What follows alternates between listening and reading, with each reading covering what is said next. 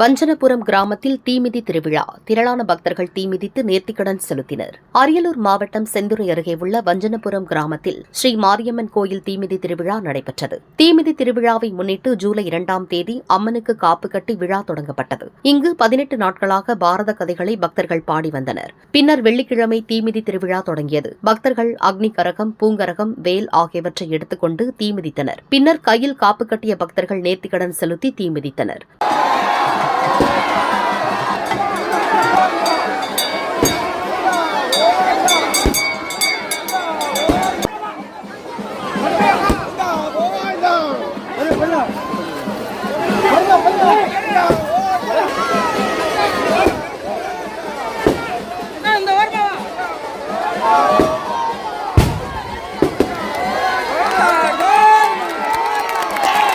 இந்த விழாவில் அசம்பாவிதம் ஏதும் நடக்காமல் இருக்க செந்துறை உதவி காவல்துறை ஆய்வாளர் சரத்குமார் மற்றும் போலீசார் பாதுகாப்பு பணியில் ஈடுபட்டனர். மேலும் விழாவிற்கான ஏற்பாடுகளை விழா கமிட்டியினர் மற்றும் ஊர் பொதுமக்கள் செய்து வந்தனர். வஞ்சனபுரம், நல்லநாயக்கபுரம், நக்கம்பாடி, குழுமூர், செந்துறை மற்றும் சுற்றுவட்டார கிராமங்களில் இருந்து ஏராளமான பக்தர்கள் கலந்து கொண்டனர்.